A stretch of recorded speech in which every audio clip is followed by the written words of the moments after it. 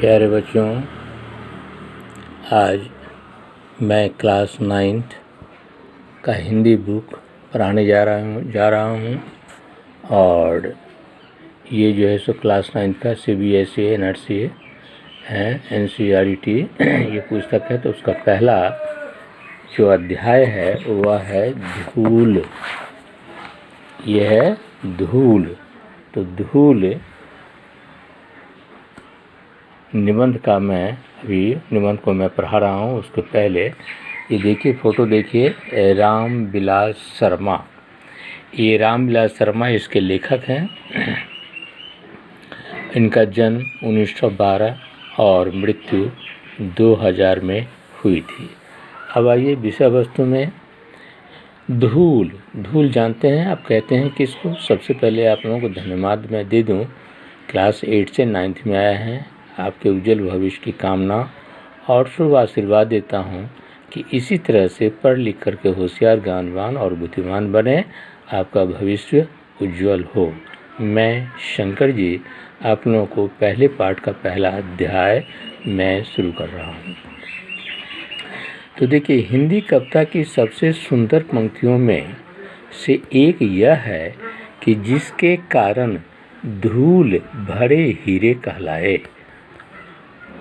हीरे के प्रेमी तो शायद उसे साफ सुथरा खरादा हुआ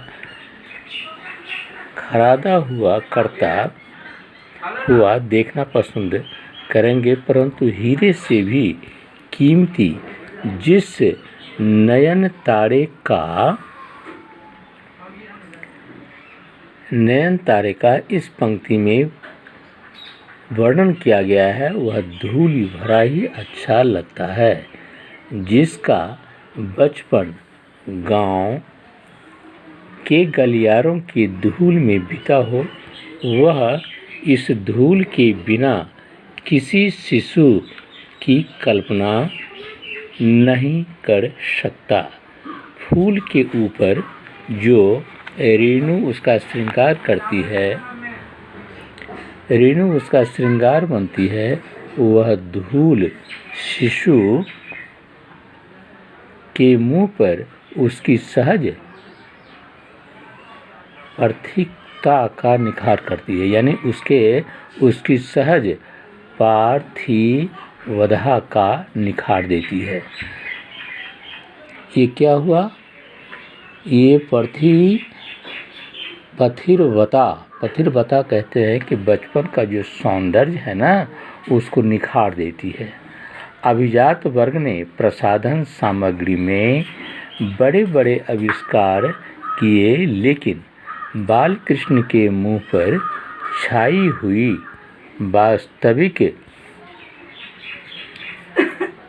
वास्तविक धूली की तुलना में वह सभी सामग्री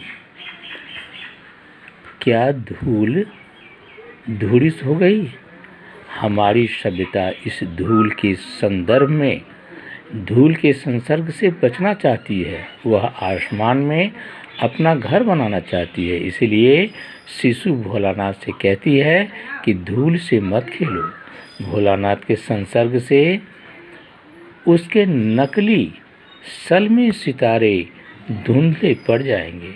जिसने लिखा था कि धन्य धन्य वे हैं नए मैले जो करत गात कनियाल लगाए धूड़ी ऐसे लड़कान की।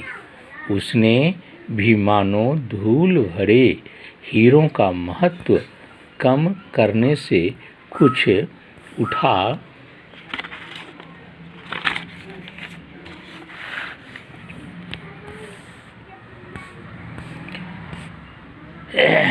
न रखा था। धन्य धन्य में ही उसने बड़प्पन को विज्ञापित किया, फिर मैले से अपनी हीन भावना भी व्यंजित कर दी। अंत में ऐसे लड़कान कहकर भेद बुद्धि का परिचय भी दे दिया। वह हीरो का प्रेमी है। भूल भरे हीरो का धूलि भरे हीरों का। अब देखिए, इसके संदर्भ में एक बात मैं ये बता दूं कि ये धूलि शीर्षक जो रामविलास शर्मा की लिखी हुई है, इसका क्या महत्व है। अब धूलि का क्या अर्थ है? तो प्यारे बच्चों, धूलि जो है बच्चों के जीवन का, बच्चे मिट्टी से जन्म लेते हैं, मिट्टी में ही पलते हैं, बढ़ते हैं, पढ़ते लिखते हैं और अंत में मिट्टी में ही समा जाते हैं। लेकिन लोग इस मिट्टी से अपने बच्चों को बचाना क्यों पसंद करते हैं, मिट्टी में जाने देना क्यों नहीं पसंद करते हैं, ये देखिए। तो देखिए, यहाँ ये फ़ोटो देख रहे हैं, माता पिता को ऐसा लगता है कि हमारे बच्चे मिट्टी के साथ खेलेंगे तो उसका बदन गंदा हो जाएगा, शरीर में गंदगी लग जाएगी, उससे बीमारी होने की संभावना रहती है, इसलिए बच्चों को खेलने कूदने नहीं देते। लेकिन यह उनका सोचना गलत है, क्योंकि इस मिट्टी से तो ही जन्म हुआ है बच्चों का, उसी पर उसका विकास होगा, उसी पर उसका अंत होगा। तो मिट्टी पर जन्म लिया है, खेलेगा, कूदेगा, गिरेगा, उठेगा, शरीर में मिट्टी लगेगा। तो मिट्टी लगने का मतलब क्या है? शरीर को मजबूत करना। यह एक प्रकार का पौष्टिक हुआ जो शरीर को मजबूती प्रदान करता है।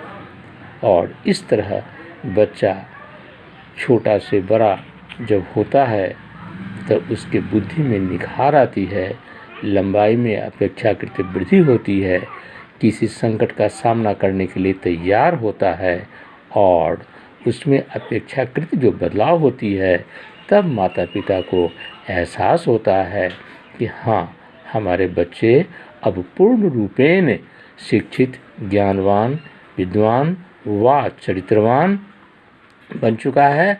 अब इसको गाइड करने की ज़रूरी नहीं, ये स्वतः अपना परवरिश करेगा, अपने भविष्य को संभालेगा।